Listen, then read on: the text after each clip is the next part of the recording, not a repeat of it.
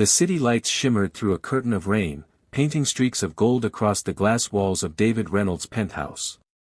Inside, the room was silent except for the steady ticking of an antique clock. David sat in a leather armchair, shoulders hunched, a tumbler of untouched whiskey in his hand. His eyes weren't on the skyline, they were fixed on a small, worn photograph resting on his knee.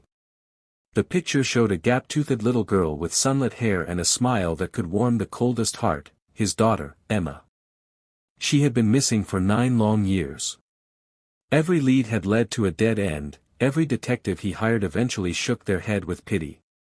Money could buy mansions, yachts, even influence in the highest places, but not the one thing he wanted most. He traced his thumb across the photograph as if touching her cheek, his chest tightening with a familiar ache. Memories flooded back. Her laughter echoing through the hallway, the way she used to run into his arms at the end of the day. Outside, thunder rolled low across the sky. David's reflection in the glass looked older than he remembered, haunted, hollow. He closed his eyes and whispered into the empty room, "If you're still out there, I'll find you." The words felt like both a promise and a plea. For the first time in months, a spark lit in his weary heart.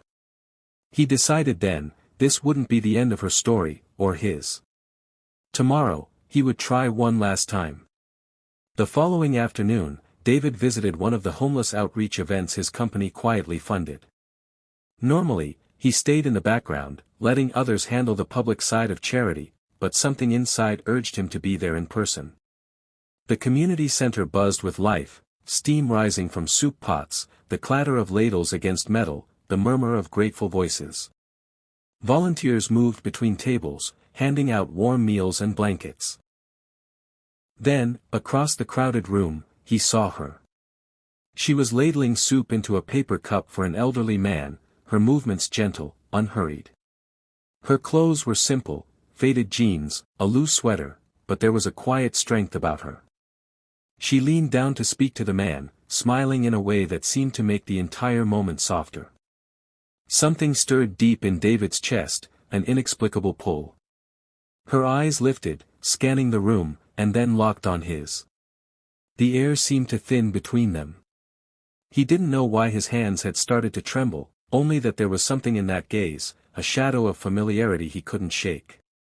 He began walking toward her, his heartbeat pounding louder with each step. As he drew closer, he caught sight of a small plastic name tag pinned to her sweater. In black marker, the letters spelled a single word, Anna. David's breath caught. It wasn't her name. But those eyes, he had seen them before. Somewhere, in another life, in a memory he had been carrying for nearly a decade. David stopped just a few feet away, unsure whether to speak or simply stand there and let the moment hold him. "Anna," he said softly, his voice betraying the weight it carried. She straightened, soup ladle still in hand, and studied him with a curious, almost cautious expression. "Do I know you?" she asked. He swallowed hard. "I'm not sure," he replied, though every part of him screamed that he did. "But, you look like someone I've been searching for." Her gaze flickered, first guarded, then warm in a way that made his knees feel unsteady. She set the ladle down and stepped closer. "You look like my father," she said, her voice trembling, "the one I lost a long time ago." In the corner of the room, away from the noise of the serving line, she began to tell him the story. She had been abducted at 7, snatched from a park near their home. She'd escaped 2 years later, but without a way to find her family, she wandered the streets until an elderly homeless woman took her in. That woman, she explained, had shown her love and protection when the world felt dangerous and cold. "I grew up here, helping the people who helped me," she said quietly. "I never tried to return to that old life. Not until I felt ready. Not until I knew who I wanted to be." David's hands shook as he realized the truth. After 9 years of searching everywhere, his daughter had been standing right here, helping strangers instead of chasing the life she'd lost. Tears welled in David's eyes, blurring the face he had longed to see for nearly a decade. "Emma," the name slipped out like a prayer. She didn't correct him. Instead, she stepped into his arms, and for a moment, time seemed to dissolve, 9 years of fear, hope, and unanswered questions folding into the warmth of an embrace. "I'm so sorry," he whispered against her hair. "For not finding you sooner, for every birthday I missed, every time you needed me and I wasn't there." His voice cracked under the weight of the years. She pulled back just enough to meet his gaze. "You don't have to be sorry," she said gently. "I didn't want to be found until I could stand on my own. I wanted to make the world kinder, before I came back." Around them, the chatter of the shelter faded into a reverent hush. Volunteers and guests alike paused, watching the reunion unfold. David realized this wasn't just a moment between father and daughter, it was a moment that carried the power to change more lives than theirs. Right there, still holding her hand, David made a vow aloud, to transform his wealth into a force for good, to honor the compassion that had shaped the woman his daughter had become. "If this place saved you," he said, "then I'll make sure it saves thousands more." Emma smiled through her tears. In her eyes, he saw both the little girl he'd lost and the extraordinary woman he'd found. Months later, the once cramped shelter had transformed into a bright, bustling center with fresh paint, new kitchens, and rows of warm beds.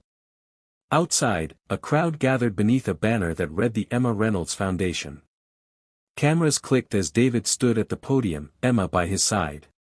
He looked out over the faces, families, volunteers, people who'd once slept on sidewalks but now had keys to their own rooms. His voice carried over the hum of the city. "I spent years searching for my daughter," he began, pausing as his eyes glistened. "And when I found her, she taught me what it means to truly live. She showed me that wealth is not measured in dollars, but in the lives we lift up." Emma's hand slipped into his, her smile quiet but radiant. The applause swelled, not just for the reunion, but for the promise of what this place would bring.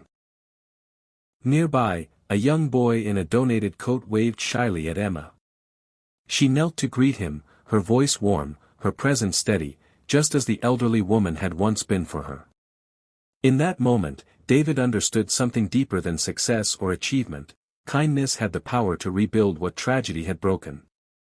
Their story wasn't one of loss anymore, but of return, and of using that return to give others a way home. As the ribbon was cut and the crowd cheered, father and daughter stood side by side, knowing their greatest fortune was the chance to change lives together.